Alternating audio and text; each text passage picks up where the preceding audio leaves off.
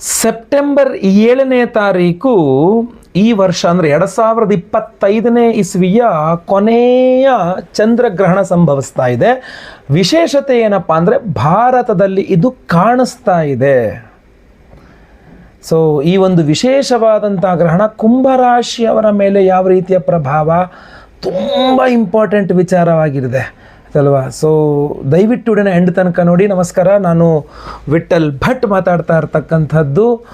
ಕುಂಭರಾಶಿಯವರಿಗೆ ತುಂಬ ಇಂಪಾರ್ಟೆಂಟ್, ಯಾಕೆಂದರೆ ನಿಮ್ಮದೇ ರಾಶಿಯಲ್ಲಿ ಸೆಪ್ಟೆಂಬರ್ 7ನೇ ತಾರೀಕು ರಾತ್ರಿ 9:56 ನಂತರ ನಿಮ್ಮದೇ ರಾಶಿ, ಅದು ಸಪ್ತವಿಷ ನಕ್ಷತ್ರ ಕುಂಭರಾಶಿ ಹಾಗೂ ಪೂರ್ವಭಾದ್ರ ನಕ್ಷತ್ರ ಕುಂಭರಾಶಿಯಲ್ಲಿ ರಾಹುಗ್ರಸ್ತ, ಯಾಕೆಂದರೆ ನಿಮ್ಮ ರಾಶಿಯಲ್ಲಿ ರಾಹು ಇದ್ದಾನೆ, ರಾಹುಗ್ರಸ್ತ ರಕ್ತ ಮಹಾಚಂದ್ರಗ್ರಹಣ ಸಂಭವಿಸ್ತಾ ಇದೆ. ಈ ಒಂದು ಗ್ರಹಣ ನಿಮ್ಮ ರಾಶಿಯಲ್ಲೇ ಆಗ್ತಾ ಇದೆ ಅಂದಾಗ ಕಡ್ಡಾಯವಾಗಿ ನಿಮಗೆ ಅದು ಅಶುಭ ಫಲ. ಯಾವ ನಕ್ಷತ್ರದಲ್ಲಿ ಆಗುತ್ತಾ ಇದೆ ಆ ನಕ್ಷತ್ರದವರಿಗೆ, ಯಾವ ರಾಶಿಯಲ್ಲಾಗುತ್ತಾ ಇದೆ ಆ ರಾಶಿಯವರಿಗೂ ಅಶುಭ ಫಲ ಅಂತ ಹೇಳ್ತಾರೆ. ಇಲ್ಲಿ ಸೂರ್ಯ ಸಿದ್ಧಾಂತ, ದೃಕ್ ಸಿದ್ಧಾಂತ ಅಂತ ನಿಮಗೆ ಈ ನಕ್ಷತ್ರಗಳು ಎಲ್ಲಿ ತನಕ, ಈ ಎಷ್ಟು ಗಂಟೆ ತನಕ ಈ ನಕ್ಷತ್ರ ಇರುತ್ತೆ, ಎಷ್ಟು ಗಂಟೆ ತನಕ ಈ ರಾಶಿ ಇರುತ್ತೆ, ಎಷ್ಟು ಗಂಟೆ ತನಕ ಈ ತಿಥಿ ಇರುತ್ತೆ ಎಂತೆಲ್ಲ ಚೆಕ್ ಮಾಡಬೇಕಾದ್ರೆ ಸೂರ್ಯ ಸಿದ್ಧಾಂತ, ದೃಕ್ ಸಿದ್ಧಾಂತ ಅಂತ 2 ವಿಭಾಗಗಳನ್ನು ಮಾಡ್ತಾರೆ. ಸೊ ಅವತ್ತಿನ ದಿವಸ ಅಂದರೆ ಸೆಪ್ಟೆಂಬರ್ 7ನೇ ತಾರೀಕು ಸೂರ್ಯ ಸಿದ್ಧಾಂತದ ಪ್ರಕಾರ ರಾತ್ರಿ 10:41 ಗಂಟೆ ತನಕ ನಿಮಗೆ ಶತಭಿಷ ನಕ್ಷತ್ರ ಇದೆ. ದೃಕ್ ಸಿದ್ಧಾಂತದ ಪ್ರಕಾರ 9:43ಕ್ಕೆ ಶತಭಿಷ ನಕ್ಷತ್ರ ಮುಗಿದು ಪೂರ್ವಭಾದ್ರ ನಕ್ಷತ್ರ ಬಂದ್ಬಿಡುತ್ತೆ. ಸೊ ಸೂರ್ಯ ಸಿದ್ಧಾಂತದ ಪ್ರಕಾರ ನಾವು ನೋಡಿದ್ರೆ ಶತಭಿಷ ನಕ್ಷತ್ರದವರಿಗೂ ದೋಷವಾಗಿರ್ತದೆ. ಅದೇ ದೃಕ್ ಸಿದ್ಧಾಂತದ ಪ್ರಕಾರವಾದರೆ ಶತಭಿಷ ನಕ್ಷತ್ರಕ್ಕೆ ಬರಲ್ಲ, ಪೂರ್ವಭಾದ್ರ ನಕ್ಷತ್ರ ಮಾತ್ರ ಬರುತ್ತೆ. ಸೊ ಆದ್ರಿಂದ ನಾನು ಓವರಾಲ್ ಆಗಿ ನಿಮಗೆ ಹೇಳ್ತಾ ಇದ್ದೀನಿ, ಶತಭಿಷ ನಕ್ಷತ್ರದವರಿಗೂ ಕುಂಭರಾಶಿಯವರಿಗೂ ಸಮಸ್ಯೆನೇ, ಪೂರ್ವಭಾದ್ರ ನಕ್ಷತ್ರ ಕುಂಭರಾಶಿಯವರಿಗೂ ಸಮಸ್ಯೆನೇ. ನೀವು ಕುಂಭರಾಶಿ ಅಂತ ಆದರೆ ಸಾಕು ನಿಮಗೆ ಇದು ಸಮಸ್ಯೆನೇ ಆಗ್ತದೆ. ಯಾಕೆಂದರೆ ನಿಮ್ಮದೇ ರಾಶಿಯಲ್ಲಿ ಗ್ರಹಣ ಆಗ್ತಾ ಇದೆ, ಸಂಭವಿಸ್ತಾ ಇದೆ ಅನ್ನುವಂಥದ್ದು ವಿಚಾರ. ಸರಿ, ನಿಮ್ಮ ರಾಶಿಯಲ್ಲಿ ರಾಹುಗ್ರಸ್ತ ರಕ್ತ ಮಹಾಚಂದ್ರಗ್ರಹಣ ಸಂಭವಿಸ್ತಾ ಇದೆ ಅಂತಂದರೆ ಏನೇನು ದುಷ್ಪ್ರಭಾವಗಳಾಗಬಹುದು ಹಾಗೂ ಏನು ಆಚರಣೆ ಮಾಡಿಕೊಂಡು ಆ ದುಷ್ಪ್ರಭಾವಗಳನ್ನು ಪರಿಹಾರ ಮಾಡಿಕೊಳ್ಳಬಹುದು ಅನ್ನುವಂಥದ್ದನ್ನು ಸುದೀರ್ಘವಾಗಿ ನೀಟಾಗಿ ಕ್ಲೀನಾಗಿ ಈ ವಿಡಿಯೋದಲ್ಲಿ ಎಕ್ಸ್ಪ್ಲೇನ್ ಮಾಡ್ತೀನಿ. ದಯವಿಟ್ಟು ವಿಡಿಯೋನ ಸ್ಕಿಪ್ ಮಾಡೋಕ್ಕೆ ಹೋಗ್ಬೇಡಿ, ಮುಂದೆ ಎಳೆಯೋಕ್ಕೆ ಹೋಗ್ಬೇಡಿ. ಪ್ರತಿಯೊಬ್ಬ ಕುಂಭರಾಶಿಯವರಿಗೆ ಈ ವಿಡಿಯೋ ರೀಚ್ ಆಗಲೇಬೇಕು. ದಯವಿಟ್ಟು ಸಹಾಯ ಮಾಡಿ. ನೀವು ನನಗೆ ವಾಟ್ಸಪ್, ಫೇಸ್ಬುಕ್, ಮೆಸೆಂಜರ್, ಟೆಲಿಗ್ರಾಮ್ ಎಲ್ಲ ಕಡೆ ಈ ವಿಡಿಯೋನ ಶೇರ್ ಮಾಡಿಬಿಡಿ. ಪ್ರತಿಯೊಬ್ಬ ಕುಂಭರಾಶಿಯವರಿಗೆ ಗೊತ್ತಾಗಲಿ ಅವರ ರಾಶಿಯಲ್ಲಿಯೇ ರಾಹುಗ್ರಸ್ತ ಮಹಾರಕ್ತ ಚಂದ್ರಗ್ರಹಣ ಆಗ್ತಾ ಇದೆ ಅನ್ನುವಂಥದ್ದು. ಗೊತ್ತಾಯ್ತಲ್ವಾ? ಸೊ ಒಳ್ಳೆಯದಾಗಲಿ ಎಲ್ಲರಿಗೂ ಸಹ. ದಯವಿಟ್ಟು ವಿಡಿಯೋನ ಎಂಡ್ ತನಕ ನೋಡಿ. ಬಹಳ ಇಂಪಾರ್ಟೆಂಟಾಗಿ ಈ ರಾಹುಗ್ರಸ್ತ ಮಹಾಚಂದ್ರಗ್ರಹಣ ಅಂತಂದ್ರೆ ನಿಮ್ಮ ರಾಶಿಯಲ್ಲಿ ರಾಹು ಇದ್ದಾನೆ, ನಿಮಗೆ ಷಷ್ಠ್ಯಾಧಿಪತಿ ಆಗ್ತಾನೆ ಚಂದ್ರ. ಷಷ್ಠ್ಯಾಧಿಪತಿಯಾದ ಚಂದ್ರ ನಿಮ್ಮ ರಾಶಿಯಲ್ಲಿ ರಾಹುಯುತಿಯಾಗಿ ಕುಳಿತುಕೊಂಡು ಗ್ರಸ್ತನಾಗ್ತಿದ್ದಾನೆ ಅಂತಂದಾಗ ಅದು ನಿಮಗೆ ಅಶುಭ ಫಲ ಅಂತಂದಾಗ ಯಾವ್ಯಾವ ಫ್ಯಾಕ್ಟರ್ಸ್ಗೆ ಬಹಳ ಇಂಪಾರ್ಟೆನ್ಸ್ ಸಿಕ್ಬಿಡುತ್ತೆ, ನಿಮ್ಮ ಯಾವ ವಿಚಾರಗಳಿಗೆ ಬಹಳ ಪ್ರಾಮುಖ್ಯತೆ ಸಿಕ್ಬಿಡುತ್ತೆ ಅಂತಂದರೆ ಮೊಟ್ಟ ಮೊದಲನೇದಾಗಿ ಆರೋಗ್ಯ ವಿಚಾರ ಹಾಗೂ ಮನಸ್ಸು. ನೋಡಿ, ಆರೋಗ್ಯ ವಿಚಾರ ಷಷ್ಠ್ಯಾಧಿಪತಿ ಆದ್ದರಿಂದಾಗಿ ರಾಹು ಜೊತೆಗಿರ್ತಾನೆ. ಅದರಿಂದಾಗಿ ಈ ಚಂದ್ರಗ್ರಹಣದ ದುಷ್ಪ್ರಭಾವದಿಂದಾಗಿ ಕುಂಭರಾಶಿಯವರಿಗೆ ಥೈರಾಯ್ಡ್ ಪ್ರಾಬ್ಲಮ್ ಬರ್ತಕ್ಕಂಥ ಸಾಧ್ಯತೆ ಜಾಸ್ತಿ ಇರ್ತದೆ, ಹಾರ್ಮೋನಲ್ ಇಂಬ್ಯಾಲೆನ್ಸ್ ಆಗ್ತಕ್ಕಂಥ ಸಾಧ್ಯತೆಗಳು ಜಾಸ್ತಿ ಇರ್ತದೆ. ಸೊ ಅದರಿಂದಾಗಿ ಇದು ಎರಡೂ ಆಗದೇ ಇರಲಿಕ್ಕೆ ಯಾವ ರೀತಿಯಾದಂತಹ ಪ್ರಿಕಾಷನರಿ ಸ್ಟೆಪ್ಸ್, ಮುನ್ನೆಚ್ಚರಿಕೆಗಳನ್ನು ತೆಗೆದುಕೊಳ್ಬೇಕೋ ದಯವಿಟ್ಟು ತಗೊಳ್ಳಿಕ್ಕೆ ಶುರು ಮಾಡಿಬಿಡಿ ನೀವು. ಅದು ಔಷಧೋಪಚಾರಗಳಿರ್ಬೋದು, ಡಾಕ್ಟರ್ನ ಭೇಟಿ ಮಾಡೋದಿರ್ಬೋದು, ಆಹಾರಾದಿ ವಿಚಾರಗಳಿರ್ಬೋದು, ಅಥವಾ ಮೆಡಿಟೇಷನ್ ಇತ್ಯಾದಿ ವಿಚಾರ ಏನೇ ಇರ್ಬೋದು, ದಯವಿಟ್ಟು ಅದನ್ನು ತಗೊಳ್ಳಿಕ್ಕೆ ಶುರು ಮಾಡಿಬಿಡಿ. ಎರಡು ತಿಂಗಳು ಮಿನಿಮಮ್ ಕುಂಭರಾಶಿಯವರಿಗೆ ಈ ಚಂದ್ರಗ್ರಹಣ ದುಷ್ಪ್ರಭಾವದಿಂದಾಗಿ ನಿಮಗೆ ಈ ಥೈರಾಯ್ಡ್ ಪ್ರಾಬ್ಲಮ್ಮು, ಹಾರ್ಮೋನಲ್ ಇಂಬ್ಯಾಲೆನ್ಸು, ಅದರಿಂದಾಗಿ ಒಂದಿಷ್ಟು ಹಾರ್ಮೋನಲ್ ಇಂಬ್ಯಾಲೆನ್ಸ್ ಅದರಿಂದ ಅದೊಂಥರ ಚೈನ್ ಲಿಂಕ್ ಇದ್ದಂಗೆ ಬೇರೆ ಬೇರೆ ಸಮಸ್ಯೆಗಳಾಗ್ತಾ ಇರುತ್ತೆ. ಸೊ ಅದರಿಂದ ಇದಕ್ಕೆಲ್ಲ ಪ್ರಾಮುಖ್ಯತೆಯನ್ನು ಕೊಡಬೇಕಾಗತ್ತೆ ನೀವು. ನೋಡಿ, ಯೋಚನೆ ಮಾಡಿ. ಇದು ಆರೋಗ್ಯದ ವಿಚಾರ. ಇನ್ನು ನಂತರ ಬಂದು ಚಂದ್ರ ಮನಃಕಾರಕನಾಗಿದ್ದು ನಿಮ್ಮಲ್ಲಿ ಗ್ರಸ್ತನಾಗ್ತಾನೆ. ಅದರಿಂದಾಗಿ ಮೆಂಟಲಿ ತುಂಬ ಡಿಪ್ರೆಷನ್ಗೆ ಹೋಗ್ಬಿಡ್ತೀರ ಕುಂಭರಾಶಿಯವರು, ತುಂಬ ಡಿಪ್ರೆಷನ್ನು. ನನಗೋಸ್ಕರ ಯಾರೂ ಇಲ್ಲ, ಇದೆಲ್ಲ ನಶ್ವರ, ಸುಮ್ಮನೆ ಎಲ್ಲ ಬರೀ ಮೋಸ ಮಾಡೋದೇ ಆಗೋಯ್ತು, ಬರೀ ನಾವು ಊರ್ಧಾರ ಮಾಡೋದಾಯಿತು, ನಮ್ಮ ಕಷ್ಟಕ್ಕೊಬ್ಬರು ಆಗಲ್ಲ, ಏನು ಜ್ಯೋತಿಷ್ಯ ನೋಡೋದ, ಏನು ವಿಡಿಯೋ ನೋಡೋದ, ನನಗಂತೂ ಏನೂ ಇಂಟ್ರೆಸ್ಟ್ ಇಲ್ಲ, ನಂಗೆ ಪ್ರಪಂಚನೇ ಬೇಡ, ನನಗೆ ಯಾರೂ ಬೇಡ, ನನ್ನ ಪಾಡಿ ನನ್ನ ಬಿಟ್ಬಿಡಿ, ಏನೇನೋ ಮಾತಾಡ್ಕೊಂಡು ಎಲ್ಗೋ ಏನು ವಿಚಾರ ಮಾತಾಡಿದ್ರು ಇಷ್ಟು ಮಾತಾಡ್ಸೋಕೆ ಇಷ್ಟು ಉದ್ದ ಹೇಳ್ಕೊಂಡ್ಬಿಡ್ತೀರ, ಅದನ್ನು ತಲೆಗೆ ಹಚ್ಕೊಂಡು ಹತ್ಕೊಂಡು, ಅಥವಾ ನೀವೇ ಸಪ್ರೇಟಾಗಿ ಎಲ್ಲೋ ಒಬ್ಬಂಟಿಯಾಗಿ ಕೂತ್ಕೊಳ್ಳೋದು, ನನಗೆ ಯಾರೂ ಇಲ್ಲ, ಒಬ್ಬಂಟಿಯಾಗಿ ಕೂತ್ಕೊಂಡ್ರೆ ಯಾರು ಇರ್ತಾರೆ, ಎರಡು ಜೊತೆ ಬೆರೆತಿರ್ತಾನೆ ಇರೋದು. ಬಟ್ ಈ ಚಂದ್ರಗ್ರಹಣ ನಿಮ್ಮನ್ನು ಡಿಪ್ರೆಷನ್ಗೆ ಎಳ್ಕೊಂಡು ಹೋಗ್ಬಿಡುತ್ತೆ. ಸೊ ಡಿಪ್ರೆಷನ್ಗೆ ಹೋಗ್ದಾಗ ನಿಮ್ಮನ್ನು ನೀವು ಕಾಪಾಡ್ಕೊಳ್ಬೇಕು. ವಿಷ್ಣು ಸಹಸ್ರನಾಮ ಪಾರಾಯಣ ಪ್ರತಿನಿತ್ಯ ಮಾಡೋದ್ರಿಂದಾಗಿ ಯಾರು ಡಿಪ್ರೆಷನ್ಗೆ ಹೋಗೋದೇ ಇಲ್ಲ, ಚಾನ್ಸೇ ಇಲ್ಲ. ಮಹಾವಿಷ್ಣು ಹೋಗ್ಲಿಕ್ಕೆ ಕೊಡೋದು ಇಲ್ಲ, ಅದು ಅದ್ಭುತವಾದಂಥ ಪರಿಹಾರ, ಆಯಿತಾ. ಬಟ್ ಡಿಪ್ರೆಷನ್ಗೆ ಹೋಗ್ದಂಗೆ ನೋಡ್ಕೊಳ್ಳಿ. ಒಂದು ಇದು, ಎರಡು ಅಂದರೆ ಮೆಂಟಲಿ ಕೂಡ ನಿಮಗೆ ತುಂಬ ಸಮಸ್ಯೆ ಆಗುತ್ತೆ. ನಿಮ್ಮ ರಾಶಿಯಲ್ಲೇ ರಾಹುಗ್ರಸ್ತ ಚಂದ್ರಗ್ರಹಣ ಆದ್ದರಿಂದ ಮೆಂಟಲಿ ಕೂಡ ಸಮಸ್ಯೆ ಆಗುತ್ತೆ. ಮೂರನೇದಾಗಿ ಚಂದ್ರ ನಿಮಗೆ ಷಷ್ಠ್ಯಾಧಿಪತಿ. ಅಲ್ಲಿಗೆ ಕುಂಭರಾಶಿಯವರು ತೆಗೆದುಕೊಂಡ ಸಾಲ, ಯಾರ ಸಾಲ ತಗೊಂಡಿರ್ತೀರ ನೀವು ಯಾವುದೋ ಒಂದಿಷ್ಟು ಕೆಲಸಗಳಿಗೆ, ಅದು ನಿಮಗೆ ಅವಮಾನವಾಗಿ ದುಃಖವಾಗಿ ಒಂದಿಷ್ಟು ಟೆನ್ಷನ್ ಕ್ರಿಯೇಟ್ ಮಾಡಿಬಿಡುತ್ತೆ. ಅಥವಾ ಯಾರಿಗೋ ಸಾಲ ಕೊಟ್ಟಿರ್ತೀರ, ಕೊಟ್ಟವನು ಕೊಡಂಗೆ ಇಸ್ಕೊಂಡು ನೀರ್ಭದ್ರ ಅಂತ ಯಾವುದೋ ಒಂದು ಗಾದೆ ಇದೆ ಅಲ್ವಾ, ಕೊಟ್ಟವನು ಕೊಡಂಗಿ ತೆಗೆದುಕೊಂಡವನು ವೀರಭದ್ರ ಅಂತ.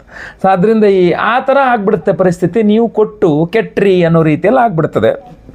ಅದೊಂದಿಷ್ಟು ದುಃಖ, ಅಯ್ಯೋ ನಾನು ಏನಕ್ಕಾರ ದುಡ್ಡು ಇಟ್ಕೋಬೋದಾಗಿತ್ತು, ನನ್ನ ಕಷ್ಟಕ್ಕೆ ಆಗ್ತಿತ್ತು, ಅವ್ನು ಯಾರಿಗೋ ಒಳ್ಳೇದಾಗಲಿ ಅಂತ ಕೊಟ್ಟೆ, ಈಗ ನನ್ನ ಕಷ್ಟಕ್ಕೆ ಅವ್ರು ವಾಪಸ್ ಕೊಡ್ತಾ ಇಲ್ಲ, tension tension tension tension. So ಸಾಲ ಮಾಡಿದವ್ರಿಗೂ ಟೆನ್ಷನ್, ಸಾಲ ಕೊಟ್ಟವ್ರಿಗೂ ಟೆನ್ಷನ್, ಸಾಲ ಕೊಡಿಸ್ದವ್ರಿಗೂ ಟೆನ್ಷನ್. ಇನ್ನು ಕೆಲವರು ಸಾಲ ಮಾಡಬೇಕು ಅಂದ್ಕೊಂಡಿರ್ತಾರೆ, ಒಂದು ಹೋಮ್ ಲೋನ್ ಮಾಡಬೇಕು, ಒಂದು ವೆಹಿಕಲ್ ಲೋನ್ ಮಾಡಬೇಕು, ಒಂದು ಬಿಸ್ನೆಸ್ ಲೋನ್ ಮಾಡಬೇಕು, ಏನೋ ಒಂದು ಲೋನ್ ಮಾಡಬೇಕು ಅಂತ ತುಂಬ ಕಷ್ಟಪಡ್ತಾ ಇರ್ತಾರೆ. ಒಂದು ಸೈಟ್ ಲೋನ್ ಮಾಡಬೇಕು, ಪ್ರಯತ್ನ ಮಾಡ್ತಾ ಇರ್ತೀರ.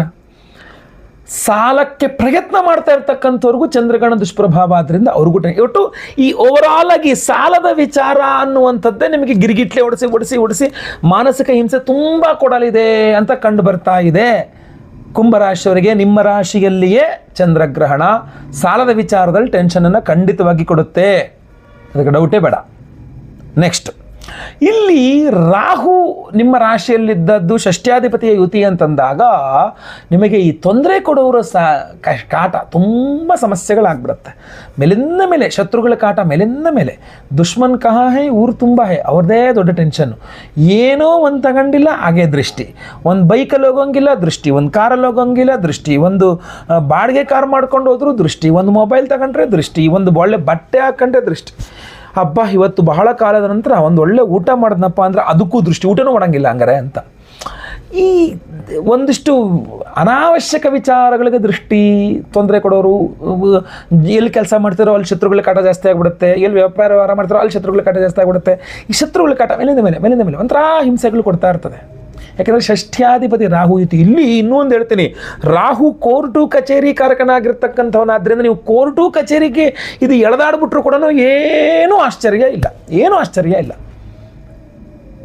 ಹಾಗೂ ನಿಮಗೆ ಸರ್ಕಾರದಿಂದ ದಂಡವನ್ನು ವಿಧಿಸಿಕೊಳ್ಳುವ ಇದು ಬಂದ್ಬಿಡುತ್ತೆ. ಇವಾಗ ಏನೋ ಒಂದು GST ಸರಿಯಾಗಿ ಕಟ್ಟಿಲ್ಲ, ಏನೋ ಪ್ರಾಬ್ಲಮ್ ಆಯಿತು, ನಿಮಗೊಂದಿಷ್ಟು ನೋಟಿಸ್ಗಳು ಕೊಟ್ಟರು, ಒಂದಿಷ್ಟು ದಂಡಗಳನ್ನು ಹಾಕಿದ್ರು, ಟ್ಯಾಕ್ಸ್ ವಿಚಾರದಲ್ಲಿ ಏನೋ ಒಂದು ದಂಡ ಹಾಕಿದ್ರು, ಏನೂ ಇಲ್ಲ ಅಂದರೆ ಟ್ರಾಫಿಕ್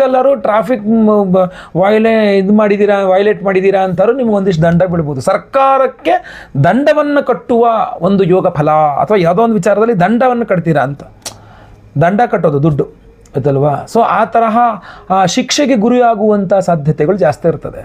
ಇಲ್ಲ ಯಾವ್ದಾದ್ರು ಕೋರ್ಟು ಕಚೇರಿ ಅದು ಇದು ಇಲ್ಲೆಲ್ಲೇ ಕೂತ್ಕೊಂಡು ಮಾತಾಡ್ಕೊಂಡು ಬಗೆಹರಿಸ್ಕೊಳ್ಬಹುದಾದ ಸಮಸ್ಯೆಗಳನ್ನ ಕೋರ್ಟ್ವರೆಗೂ ಎಳ್ಕೊಂಡು ಹೋಗಿ ಎಡವಟ್ಟು ಮಾಡಿಕೊಳ್ಳುವ ಸಾಧ್ಯತೆಯೂ ಇರ್ತದೆ. ಯಾಕೆಂದರೆ ಕುಂಭರಾಶಿಯವರು ರಾಹು ಗ್ರಸ್ತ ಅಲ್ವಾ ಇದು ಗ್ರಹಣ, ಷಷ್ಠ್ಯಾಧಿಪತಿಯೊಂದಿಗೆ ಸೇರ್ಕೊಳ್ಳೆ, ಆದ್ದರಿಂದಾಗಿ ಸೊ ಎಲ್ಲೆಲ್ಲೆಲ್ಲೆಲ್ಲೆಲ್ಲೋ ಎಳೆದಾಡ್ಕೊಂಡ್ಬಿಡುತ್ತೆ ಇದು. ಒಂದು ಕಡೆ ಹೋದ ಕೆಲಸಗಳು ಕರೆಕ್ಟಾಗಿ ಆಗಲ್ಲ, ಎಲ್ಲ ಕೆಲಸಗಳು ಎಳೆದಾಡ್ತಿರ್ತದೆ. ಖರ್ಚು 10 ರೂಪಾಯಿಲಿ ಮುಗಿಯುತ್ತೆ ಅಂದ್ಕೊಂಡು ಖರ್ಚು 100 ರೂಪಾಯಿಗೆ ಎಳ್ಕೊಂಡು ಹೋಗುತ್ತೆ, 70 ರೂಪಾಯಿಗೆ ಎಳ್ಕೊಂಡು ಹೋಗುತ್ತೆ, 50 ರೂಪಾಯಿಗೆ ಎಳ್ಕೊಂಡು ಹೋಗುತ್ತೆ. ಒಂದು ಓಡಾಟದಲ್ಲಿ ಮುಗಿಯುತ್ತೆ ಅಂದ್ಕೊಂಡು ಕೆಲಸಗಳು 3-4 ಓಡಾಟ ಆದರೂ ಆಗೋದೇ ಇಲ್ಲ. ಅದರಿಂದಾಗಿ ಒಂದಿಷ್ಟು ಬೇಸರ, ಅಯ್ಯೋ ಇಷ್ಟು ಮಾಡ್ತಾಯಿದ್ರು ನನಗೆ ಯಾಕೆ ಈ ಕಷ್ಟಗಳು ಮುಗಿತಾನೇ ಇಲ್ಲ, ದಿನ ಒಂದು ಹೊಸದು ಬರುತ್ತಲ್ಲ ಟೆನ್ಷನ್.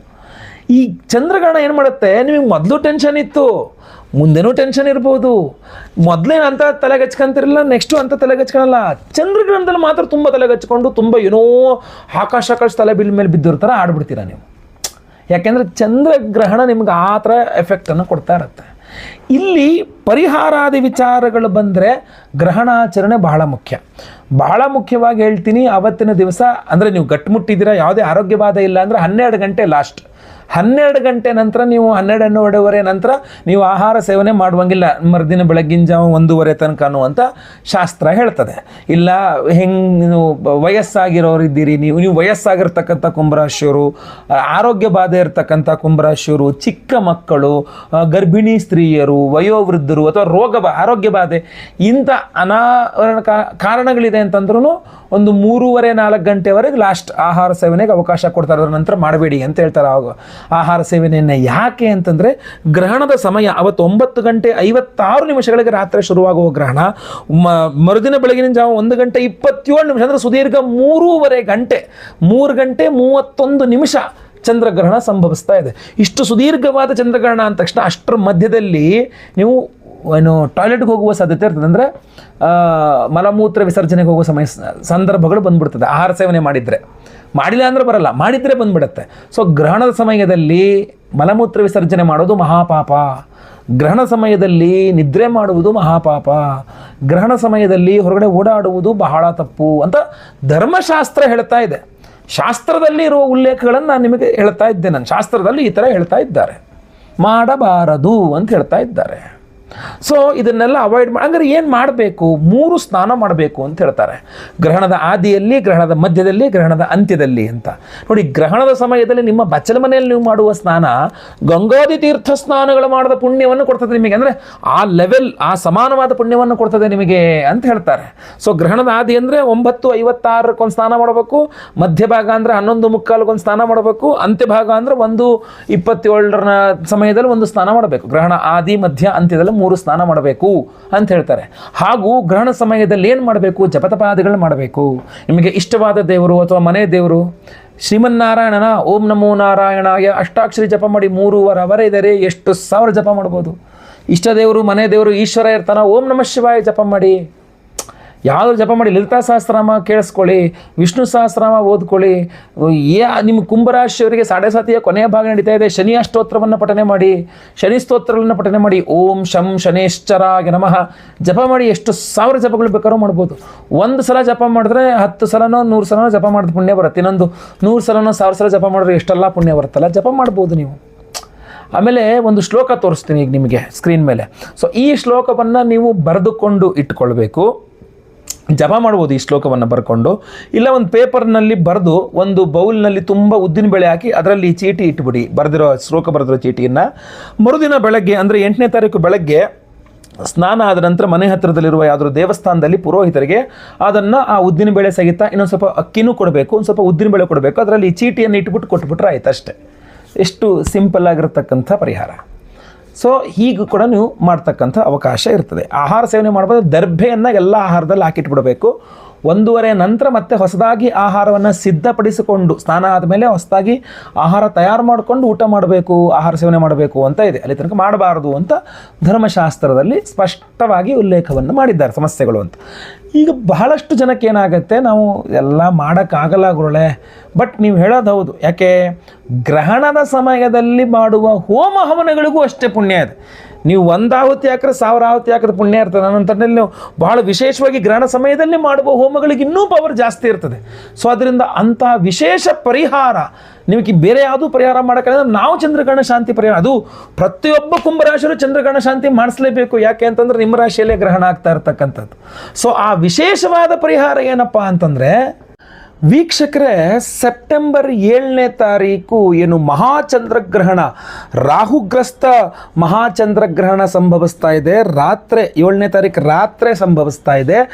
ನಾವು ಸಹ ಈ ಬಾರಿ ಸೆಪ್ಟೆಂಬರ್ 7ನೇ ತಾರೀಕು ಹುಣ್ಣಿಮೆಯ ಚಂದ್ರಗ್ರಹಣ ಶಾಂತಿಯೋಮವನ್ನು ರಾತ್ರಿಯೇ ಮಾಡ್ತಾ ಇದ್ದೇವೆ. ಅಂದರೆ ಆ ಗ್ರಹಣದ ಸಮಯದಲ್ಲಿಯೇ ಮಾಡ್ತಾ ಇದ್ದೇವೆ. ಗ್ರಹಣದ ಸಮಯದಲ್ಲಿ ಮಾಡುವಂಥ ಯಜ್ಞಯಾಗಾದಿಗಳು 1 ಹೋಮ ಮಾಡಿದ್ರು 100 ಹೋಮ ಮಾಡಿದಷ್ಟು ಪುಣ್ಯ ಅಂತ ಹೇಳ್ತಾರೆ. ಸೊ ಆದ್ದರಿಂದ ನಾವು ಆ ಒಂದು ಸಮಯದಲ್ಲಿ ಬಹಳ ಪ್ರಮುಖವಾಗಿ ಚಂದ್ರಗ್ರಹಣ ಶಾಂತಿ ಮಾಡಲೇಬೇಕು. ಸೊ ಅದರಿಂದ ನಾವು ವಿಶೇಷವಾಗಿ ಮಹಾಚಂದ್ರಗ್ರಹಣ ಶಾಂತಿ ಹೋಮವನ್ನು ಚಂದ್ರಗ್ರಹಣದ ಸಮಯದಲ್ಲಿಗೆ ಸೆಪ್ಟೆಂಬರ್ 7ನೇ ತಾರೀಕು ರಾತ್ರಿ 9-10 ಗಂಟೆ ನಂತರವೇ ಆ ಒಂದು ಸಂಜೆಯ ಸಮಯ ರಾತ್ರಿ ಸಮಯದಲ್ಲಿಯೇ ನಾವು ಮಾಡ್ತೇವೆ. ಇನ್ನು ಅದ್ರ ಜೊತೆಗೆ ಬಹಳ ಮುಖ್ಯವಾಗೊಂದು ಚಿಂತಾಮಣಿ ಗಣಪತಿ ಹೋಮ ಅಂತ ಮಾಡ್ತೇವೆ. ಯಾಕೆಂದರೆ ಯಾಕೆ ಈ ಒಂದು ಪರ್ಟಿಕ್ಯುಲರ್ ಹೋಮ ಮಾಡಲಿಕ್ಕೆ ಕಾರಣ ಏನು ಅಂತ ಹೇಳ್ತಾನೆ. ಚಿಂತಾಮಣಿ ಗಣಪತಿ ಅಂದರೆ ನಾವು ಕೋರಿದ್ದನ್ನು ಕೊಡ್ತಕ್ಕಂಥವ್ನು, ನಾವು ಬಯಸಿದ್ದನ್ನು ಕೊಡ್ತಕ್ಕಂಥವನು, ನಾವು ಸಂಕಲ್ಪ ಮಾಡಿ ಆಸೆ ಪಟ್ಟಿದ್ದನ್ನು ನಮಗೆ ಕೊಡ್ತಕ್ಕಂಥವನೇ ಚಿಂತಾಮಣಿ ಗಣಪತಿ ಅಂತ ಹೇಳ್ತಾರೆ. ಆ ಚಿಂತಾಮಣಿ ಗಣಪತಿ ಅಂದರೆ ನಾವು ಬಯಸಿದ್ದನ್ನು ನಮಗೆ ಕೊಡ್ತಕ್ಕಂಥ ಗಣಪತಿಯ ಮಂತ್ರವನ್ನು ಗ್ರಹಣದ ಸಂದರ್ಭದಲ್ಲಿ ನಾವು ಹೋಮವನ್ನು ಮಾಡಿದ್ರೆ ನಾವು ಏನು ಬಯಸಿದ್ರೂ ಅದು ಸಿಗೋಕ್ಕೆ ತುಂಬ ಅನುಕೂಲ ಆಗುತ್ತಲ್ವ. ಸೊ ಇದನ್ನು ನಾನು ದೃಷ್ಟಿಯಲ್ಲಿಟ್ಕೊಂಡು ಬಹಳ ಪ್ರಮುಖವಾಗಿ ನಾನು ಚಿಂತಾಮಣಿ ಗಣಪತಿ ಹೋಮವನ್ನು ಇದೇ ಸಂದರ್ಭದಲ್ಲೇ ಮಾಡ್ತಾ ಇದ್ದೇನೆ.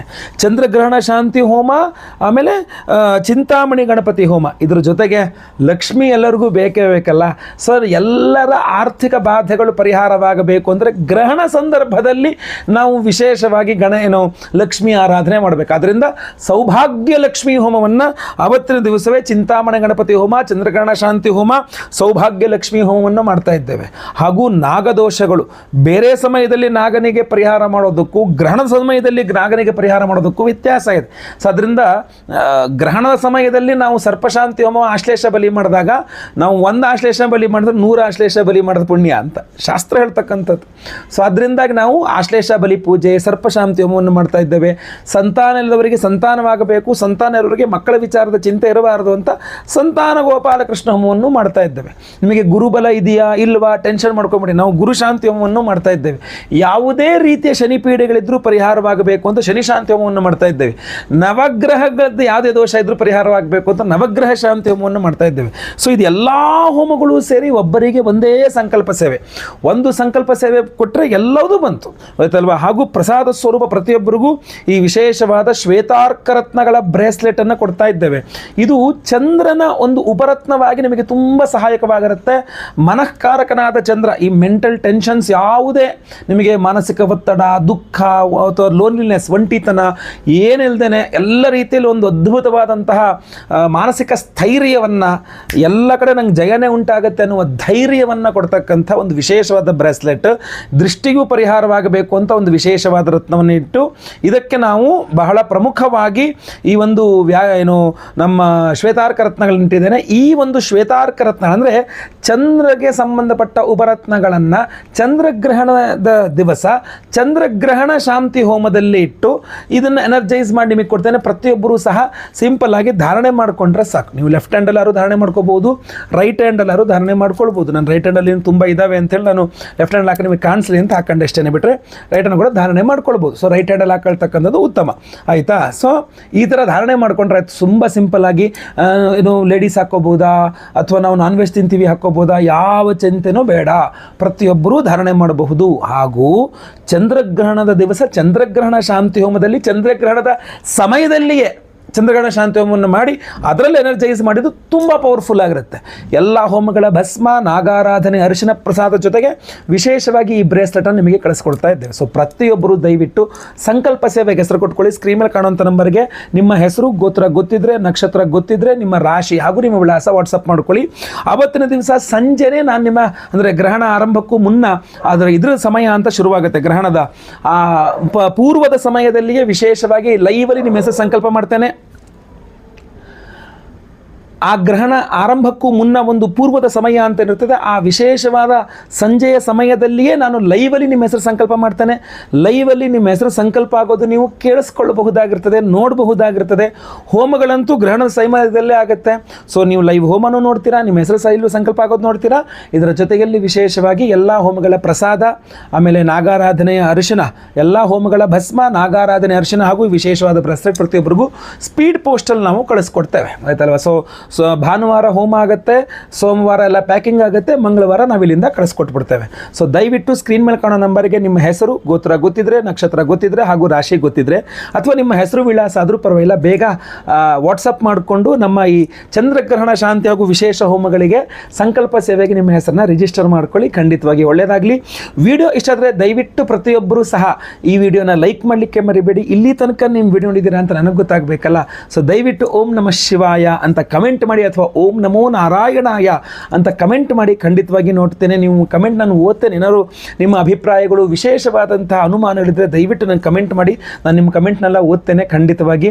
ಹಾಗೂ ಪ್ರತಿಯೊಬ್ಬರಿಗೂ ವಿಡಿಯೋ ರೀಚ್ ಆಗೋ ಥರ ದಯವಿಟ್ಟು ವಾಟ್ಸಪ್, ಫೇಸ್ಬುಕ್, ಮೆಸೆಂಜರ್, ಟೆಲಿಗ್ರಾಮ್ ಎಲ್ಲ ಕಡೆ ಸಾಮಾಜಿಕ ಜಾಲತಾಣಗಳಲ್ಲಿ ವಿಡಿಯೋನ ಶೇರ್ ಮಾಡಲಿಕ್ಕೆ ಮರಿಬೇಡಿ. ನೀವು ಸಬ್ಸ್ಕ್ರೈಬ್ ಮಾಡ್ಕೊಳ್ಳಿ, ಬೆಲ್ ಬಟನ್ ನೋಡಿಕೊಂಡು ಆಲ್ ಅಂತ ಮಾಡ್ಲಿಕ್ಕೆ ಮರಿಬೇಡಿ.